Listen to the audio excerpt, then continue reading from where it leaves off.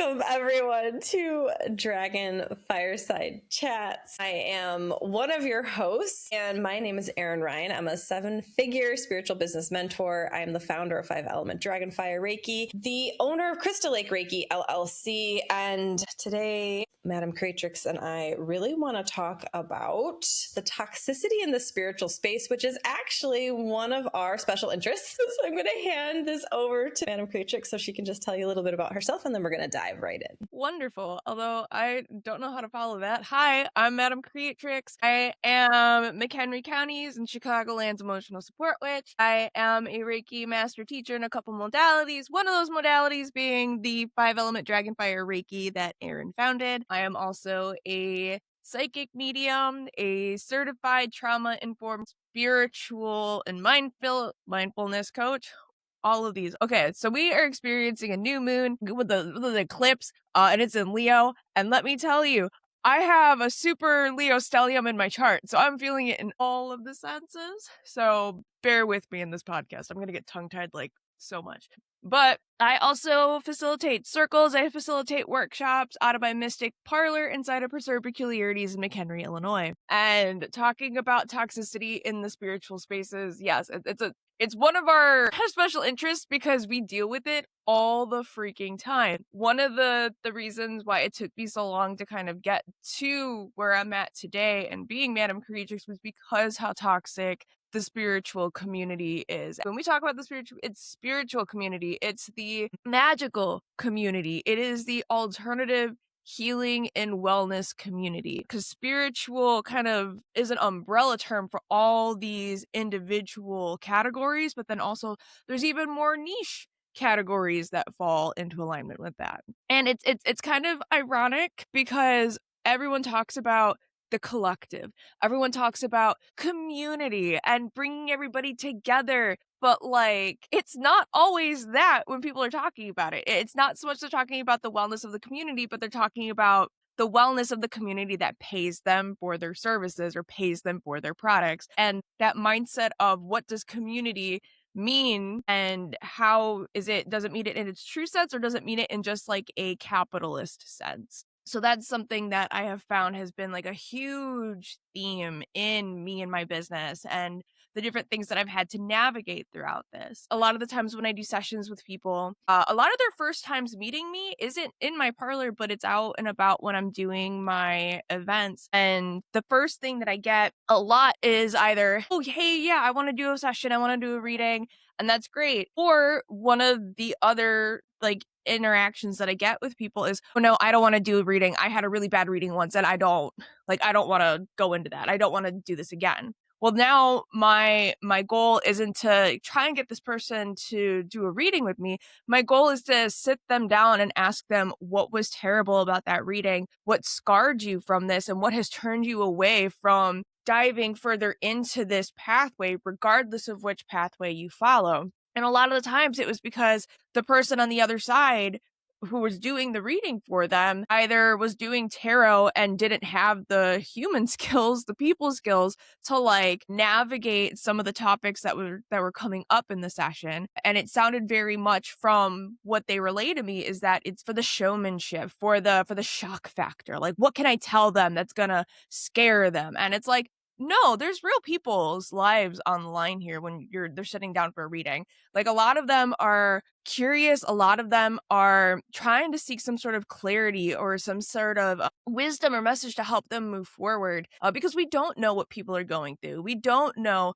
the stories that people are walking up to our businesses or our tables or wherever we're at and what they're holding with them. And a majority of what I do is hold that space for them and talk with them. And yeah, sometimes after we sit down and we talk and we have that conversation of like unpacking this, then they go, okay, I want to have a session with you. And we do. But there's just, I think it's because it's unregulated.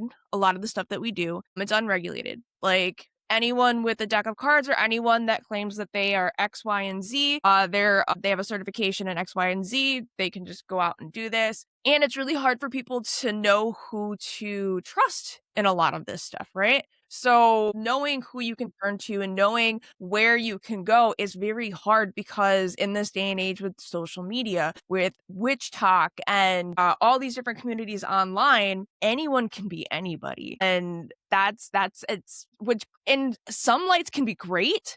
You can be whoever you want to be on the internet, but also like anybody can be who they want to be on the internet. And this is where discernment comes into play with a lot of these things. So I know I've experienced it for my business, but Erin, I know, so my business is more localized here geographically, but Erin, you're seeing across the world. Like you've got clients and coachings all over, like Germany and Australia. So you see it more in that sense than like a global than I do. So absolutely. Yeah. I've been international since 2020 in my business. So yeah, this is not just a United States, like Chicagoland, right? Illinois, because we're both in Illinois, right? Issue. It's systemic, which is really clear. And just listening to you, like my heart literally hurts when I hear about things like that, right? And I've had so many clients who come to me who have been hurt. I've been harmed. I was in a cult. I didn't know that I was in a cult until like there was whisperings around it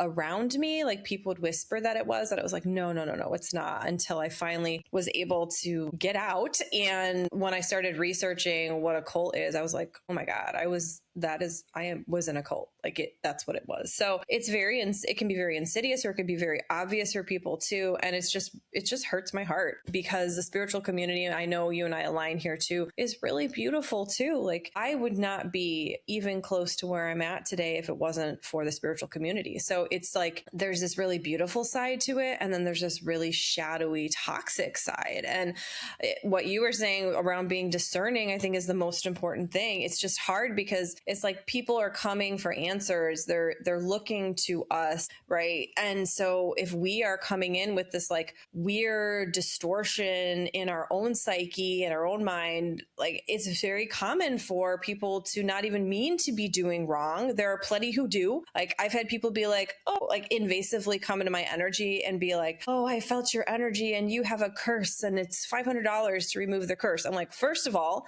why are you reading my energy? That's a violation. I did not give you consent. Second of all, fuck you. Like, no, I don't. And I'm sure as shit not going to pay you $500 to remove it if I do. Okay. Like there's so many issues with the snake oil stuff happening that it can, and I know you have this happen too. Laura, it's like, it puts this, it taints, right? It taints what we're doing. Those of us who are bringing true transformation. I mean, the amount of times I've cried tears of happiness and joy from my clients telling me how I've helped them transform their lives. Like I'm getting a little choked up even thinking about it now. Like this is a big deal when somebody comes to you and says, oh my God, you changed my life. So it's really hard for me, and I know it is for you as well, to like be witnessing this unnecessary like ick, just like this ick that's happening. And it oftentimes comes with what you were saying, which is like, we're community, like we are here for everybody, like, you know what I mean? All for one and one for all kind of a mentality. But what's actually happening in the back scenes of their business is the opposite. It's they're in competition with everyone around them. They're highly jealous, right? They're controlling. I've seen people try to control clients and get really weird. Like my clients often have multiple supports systems in place, or supports in, like maybe they have a different coach as well. Maybe it's not just me being their mentor, right? Like maybe I'm their Reiki teacher, but I'm not their business mentor. Like, and I'm totally fine with that. Yeah, go ahead.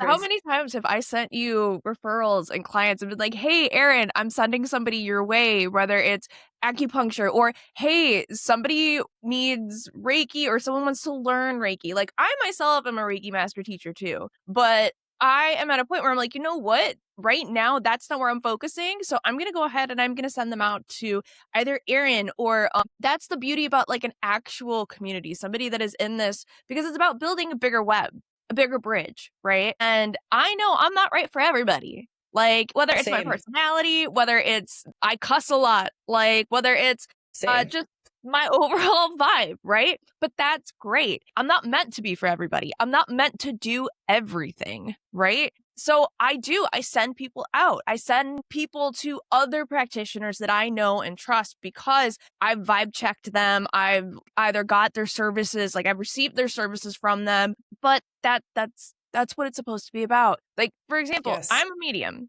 Like that's part of my spiritual tool set, right? But I have found that even though this is something that I am able to do, it's not my area of genius. I love working with the individual. Now, I never know who's going to show up when we connect. And that's the thing too. I have a whole system for when I connect with people. And that first thing that I do is I need a verbal consent from that person that I'm getting the reading from. If I do not get a verbal consent from you, or if it's an online, you're booking with me online, I have them fill out a form, and I have it where once that form is filled out, that is their form of consent. And even when we meet and like virtually, I get that consent again. I am not connecting to that person until I have their conscious consent to do so. It protects me because why the hell do I want to sit there and be reading everybody all the time? Like, absolutely not. I am an adult with adult responsibilities. I got my own bills to pay, my own responsibilities to pay attention to. Like, I don't need to be reading people all the time. But two, like, I don't want other people reading me, especially when I'm not in that mindset. I don't want to be in the grocery store and having somebody come and tell me that my dead grandma is coming and saying something to me. Like, girl, I'm aware she's been talking. I'm not paying attention. I'm not in the mindset for it right now. And that can be extremely, extremely traumatizing for somebody that is not ready for that messages. And it is not for us to determine whether somebody can or cannot hold or receive a message. Like, we are not here playing God. Like, that is not what we are here to do. We are here to be a That's bridge. the trauma-informed piece, right? Like, you and I both are trauma-informed and actually have like gone and taken classes and to understand it. And then also from our lived experience, because we recognize the power, what we bring through. Yes, 100%. Sorry, Yeah. I got so excited. No, but this is why we talk about this. This is why, like, I love that you're like, let's talk about this. And I'm like, yes. But this is to say, like, so if someone's like, hey, I want to do a session with you, but I'm looking for that communication piece with somebody on the other side, I will tell them I can do our session. My area of genius is, my zone of genius is focusing on you. I check you out. I see what you've got going on. I will bring forward messages that need to be brought through. We'll take a look at the horizon. We'll take a look at what's going on in the ethereal realms, right? However, if you're looking and you're more focused on that conversation with somebody on the other side, I will happily refer you out to somebody else. Like, here are your options. And like you said, you do. And I do too. Yeah. Like, I've gotten clients from you. They say, like, she told me to come to you. I'm here. And I'm like, amazing. And that's also, yeah. Go ahead. I've had other people do that for me too. Like, and I love that. But I've noticed a lot of the times I have to be that spark. Like, it's not until I'm like, hey, I'm sending you a client. This is the areas of topic that they want to talk about. And then I've noticed it's been like, oh, well, she's doing that to me. Well, I guess I can do that to her too. So it's got to start somewhere, right? And I've noticed a lot of the times I've had to be that spark for that. And then it's created kind of what it has. It creates a positive feedback loop. And also, I mean, this dovetails beautifully into scope of practice, which is something, you mentioned earlier. It is an unregulated space. And I think there's really positive things about it being unregulated. And I think there's really negative things about it being unregulated. But one of the issues I see, and I know you do too, is scope of practice. People not actually understanding, am I equipped to handle this? I remember when I started my business back in 2015, I'm bright-eyed and bushy-tailed. I thought I could take on the world, especially as I started getting clients and they're having these big transformations. I didn't have a good sense because, I obviously love Reiki. I started doing Reiki then, but with Reiki, it's a pretty short class, right? Training. And then the business aspect is a totally different animal, right? You're not actually taught how to really be in business. So, right. Which is why, by the way, I include that training now for my teachers in 5-element Dragon Fire Reiki, because it's like, gosh, you guys need this. But anyway, I digress. So I remember somebody coming to me and like, I should have just referred her out to a therapist right away. right? That's something I would see now. I'd be like, you need to go to a therapist, or you can still come to me, but I need you to also see a therapist, which I know is something you also do, Lauren. So it's like, but I didn't know, right? And it's like, how do we know what we don't know? And this is why these conversations are so important, and that discernment is important, and actually going above and beyond is important, and getting, whether it's trainings or educating yourself around this too. And of course, a whole nother topic here, which is something I'm so passionate about, is the being neuro-inclusive piece of this, which the spiritual community is just so bad at because there's no recognition of different neurodiversity of, there's a high rate of people who are ADHD, autistic. I'm both. I'm ADHD. So when I go into the healing space, into the spiritual space, a lot of times people don't know that. I didn't know until I got diagnosed with ADHD at 41, and I just got diagnosed autistic at 43, which was like, oh my gosh, 6 months ago now. I think maybe today, 6 months ago. So that's not a long time. So I spent all this time not even knowing my neurotype. And so when I go into these healing spaces, a lot of the advice that I received was exactly opposite of what I needed. And it was extremely harmful, because you can get stuck in this healing loop of, well, I just need to heal my trauma. I just need to heal my trauma. I just need to heal. No, you don't. Some of it, yes. And some of it, you need to accommodate your neurotype, deeply honor yourself, and stop trying to heal what is not broken. Stop trying to heal what's not a problem. With that, like, there has to be a balance of the science with this. And science is 100% a thing. Like, science is a thing, guys. Yes, it is. Psychology is a thing. Knowing that while you're also practicing these other modalities that are considered woo-woo or considered holistic in nature, there has to be a balance between the two. You absolutely need to have a grasp on science and psychology before you go into these realms when you're working professionally. Like, that is my opinion on this, because you have to understand how things work in the physical sense, how things work in in the pure scientific and how it works. Like, for example, when people dive into magic, like, they're not just doing arts and crafts, like, they're utilizing the different alchemical transformations that happen and how they're using it in magic. Example, for a freezer spell. What are you doing for a freezer spell? You're taking something that is a salt or a liquid and freezing it to stop or freeze the action of what the person's doing. That science is happening there. Science is backing that up. Just like energies. We know that science is finally now just starting to allow or bring in some of these modalities, just like hospitals are allowing Reiki practitioners to come in and practice on people. Like, you have to understand these other concepts and how they bridge over to these other areas, right? So, for example, with the neurodiversity, you have to understand how the different thought processes work, how the different chemical imbalances in the brain work, to also understand how certain things are coming through, how certain people navigate these different areas. So, before we hit record, we started talking again about this. For example, I am diagnosed ADHD. I took the test and I was like, I think I might have ADHD. And they were like, girl, you think you scored like the most, like 10 out of 10, the most neurospicy. Like, how the fuck have you made it this long? I always thought I couldn't meditate. It was just not something I was able to do. I was always told, you got to meditate, you got to sit in a room, you got to quiet your mind, If you're not quieting your mind, how are you going to be able to do other things? If I sit in a room and I try to quiet my mind, that is called a panic attack waiting to happen. Like, that's not possible for me. But that's because it's not meant to be possible for me, because that is not how my body functions. I need to be sure that I am satisfying my different sensory needs, okay? My body needs to be in motion in some way, shape, or form, because how I navigate and how my body works is when I'm cooling down or I am reaching a meditative state, my body is actually generating more energy than the average person. So me sitting down and just pretending that energy isn't there, I need to move. Whether I have a fidget, whether I'm rocking back and forth, or I'm actively having my body move in some way, shape, or form. Sometimes my eyes aren't always closed when I'm meditating. In fact, sometimes I need to be doing something repetitive and having my eyes kind of soften in order to allow what needs to happen to happen. And that is why it's important too that when we're teaching, when we are facilitating, when we are in front of a group of people and we are sharing what we know, to be inclusive, that not everybody is going to receive this information in the same capacity. And being able to be flexible enough to know the different ways that you could be teaching a topic.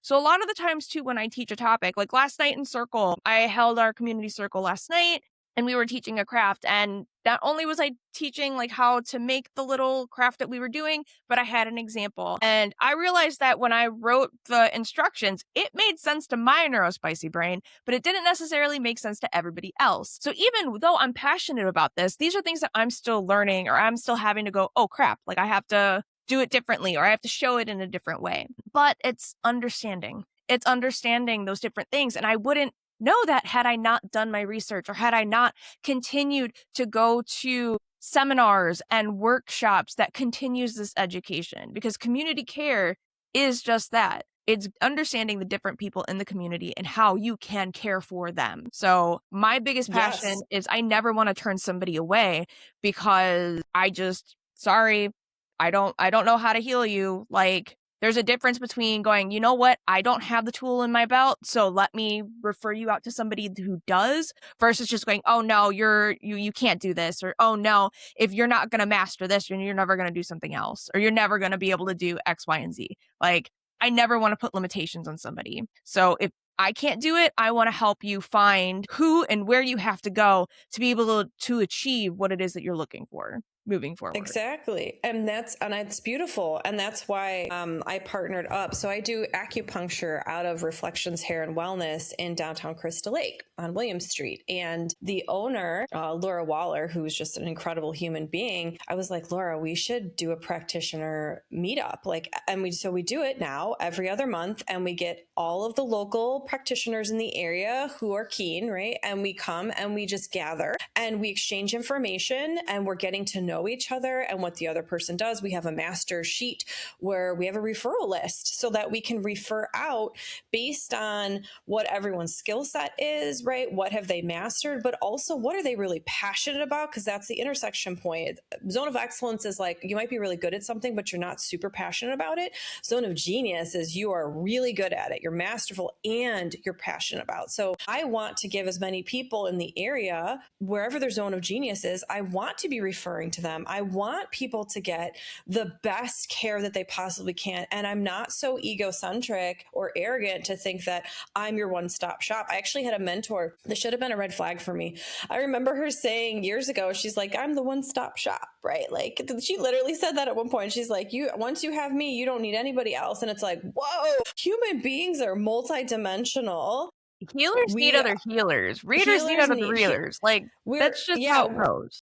We're an interdependent relationship, right? And interdependence is not codependence or hyper independence, right? We recognize that we're a web. Like I think you said that before, we're this web, we're this network. So we're weaving it all together. And one of the reasons I know you and I have vibed and jived and become such like good friends so quickly is because we both align, our value system aligns so completely. And we don't just say this stuff, we actually do these things.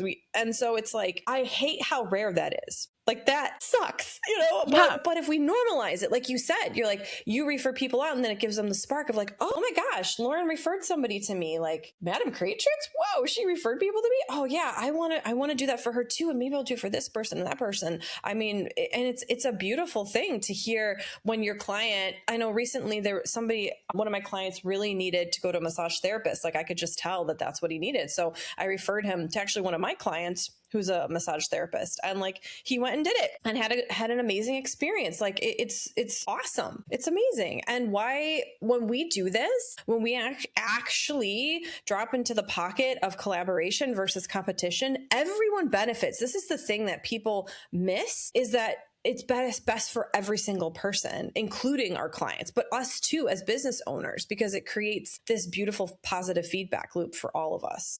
Oh yeah, absolutely. 1000%. And I forgot what I was going to say after that, because I was vibing and I was just like, yes, vibing.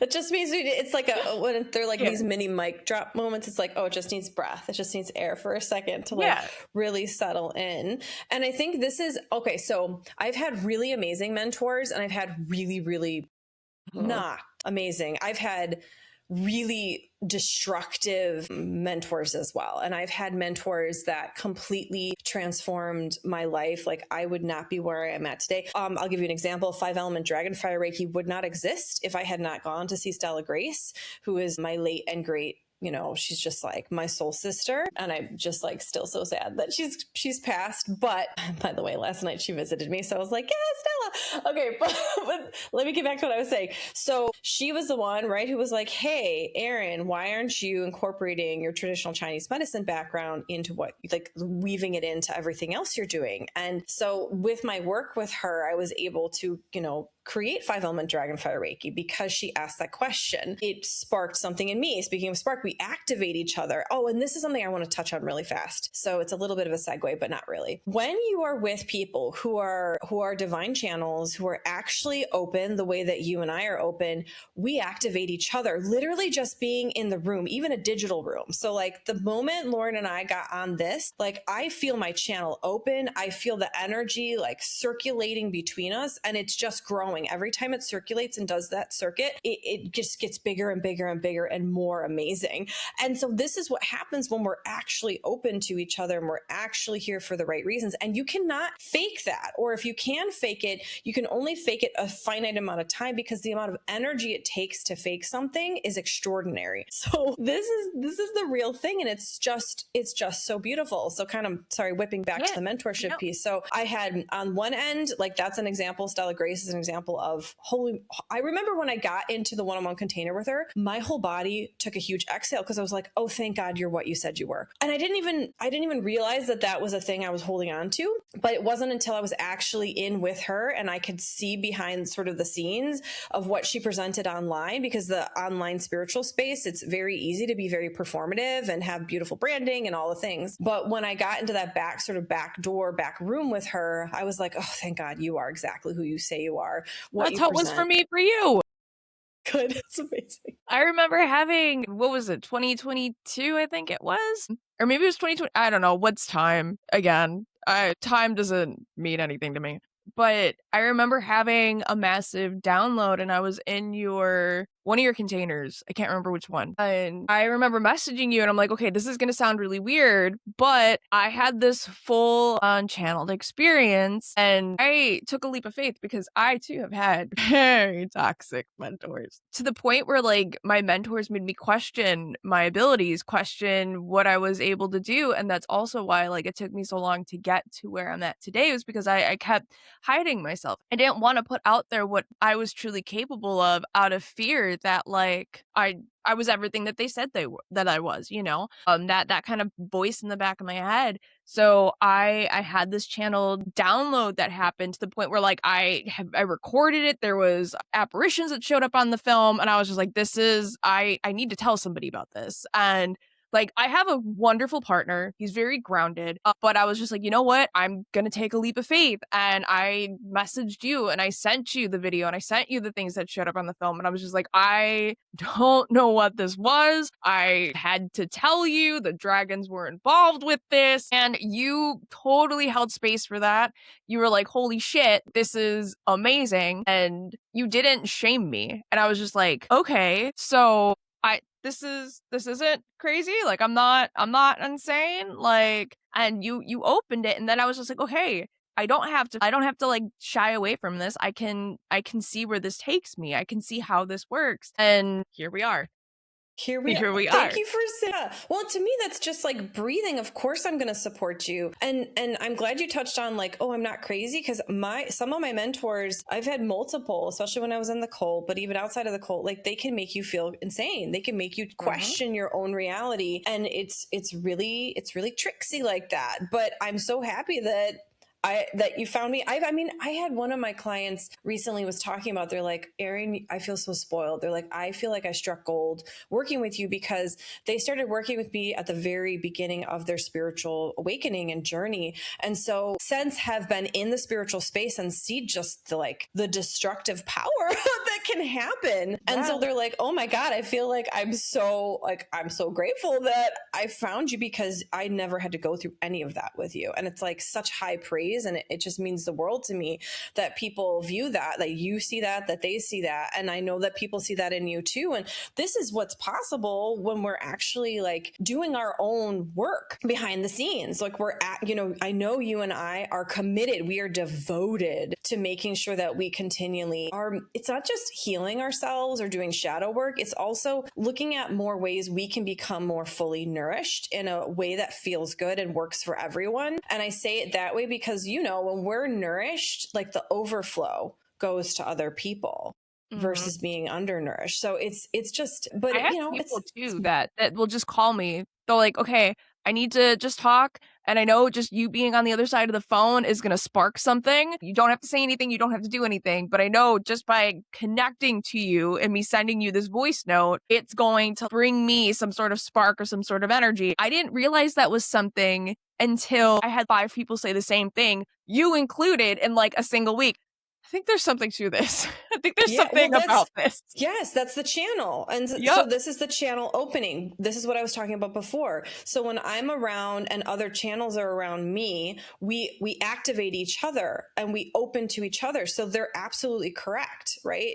And so it's the same thing with me, with my clients too. It's amazing. It's just being in our energy. And I know that this is something that in the spiritual community and space, people will be like, that's such BS, is this whole like proximity thing. And you can distort the whole proximity thing. Like anything that's powerful can be abused. Okay. It's not just a spiritual community. I almost wish that we led with this. Like, it's not just a spiritual community that is struggling with toxicity. It's every single type of community, no matter what. Wherever there's power, there's abuse, unfortunately, but there's also beauty. So with proximity, sometimes it's abused, but it's also freaking true. Proximity can activate, just people being in our energy field activates us. And I noticed this years ago. Nobody told me this, but as soon as I opened my business in 2015, probably a couple months later, I started teaching Reiki as well. I was doing one-on-one Reiki sessions. I started teaching it. And very quickly, I noticed that people would be like, this is weird. Like my hands have been like opening around fire the whole week, or I'm having all these things happening before the class even began. And I was like, oh my gosh, like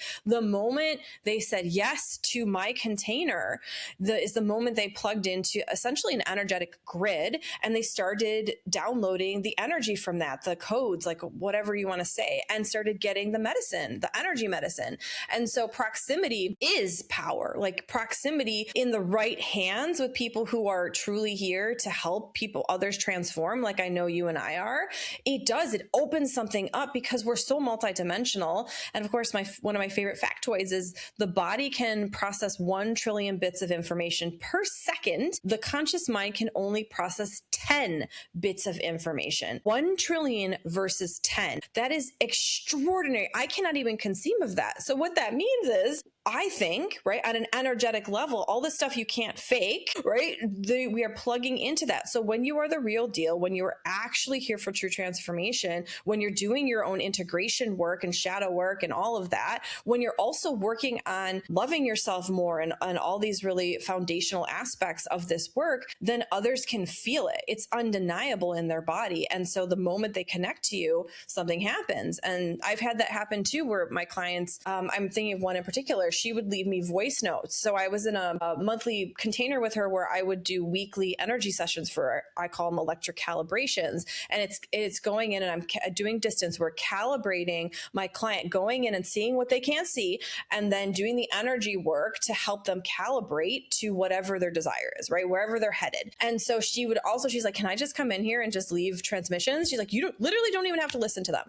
I'm just going to come in. It was in Telegram. And I was like, yeah, of course. She's like, you can if you want, but you don't need to. It was Like just energetic having that body contained. doubling. Yeah, basically, exactly. Speaking of neuro-affirming. So it's like, but when we understand this, and just sort of doubling back to what you said about science, like that is why I combine, right, the energy medicine plus neuroscience. That's why I'm neuro-affirming. That's why, I mean, I've been obsessed with psychology. I thought I was going to become a psychologist, a therapist, a psychiatrist, something in that vein. I remember in like grade school being like, oh, that's what I'm going to do when I grow up. So I've always been obsessed with psychology, and now I understand one of the reasons for that.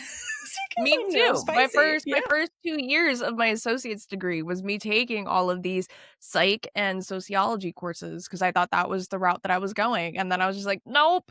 But not that I never, utilized it. I utilize it all the time now. And again, I'm still to this day, like the one day we were hanging out and I was just like, hey, I'm in the area. I just got done taking an adult mental health class or like a workshop through a program nearby. So it's Yeah, always nobody's staying up making you to do date on that. things. You're Yeah, no, choosing to nobody's go do making me do that. this. I don't get paid Right. to do this. It is Right. just I get to go, and it's how I make sure that I am still providing service for my community. So in It's the who you things that I are. do. So and Yeah, it's it's who you are. It's mhm. beautiful. I remember when I went and did the fire dragon activation for your circle at Preserve Peculiarities. It was amazing because you held the most exquisite space. The way you set up the physical space was absolutely beautiful, but also the energetic space, the containment of it was.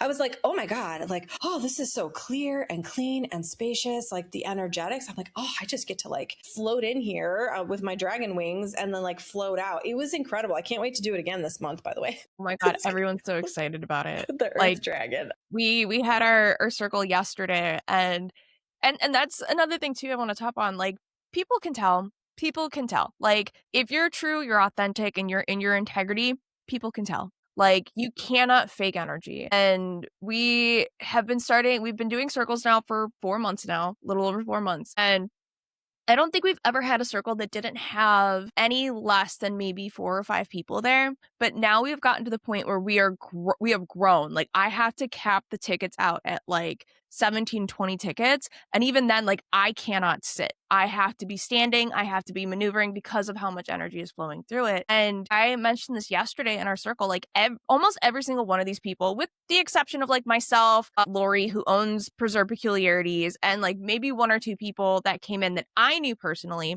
They were, like, clients or whatever that had an interest, but all of these people that walked in at strangers at some point. And now they're household names. Like they're people that they come in and I see how they greet each other as if they've known each other their whole life. And there's other shops in the area that also hold circles. In fact, there's shops in the area that saw that we were holding circles. And in fact, they started hosting circles and charging less to try and entice people to go to their circles instead of ours. And that was something that like I started feeling into myself. I'm like, oh no, what is that going to mean for community? And that's been something that I've always noticed too, is like, I'll do something and then people go, oh, I love that idea. Let me take that. Versus, hey, let's collaborate on this. How can we make this bigger? How can we provide more for the community? I'm trying to work through scarcity myself because even I get prone to it sometimes too.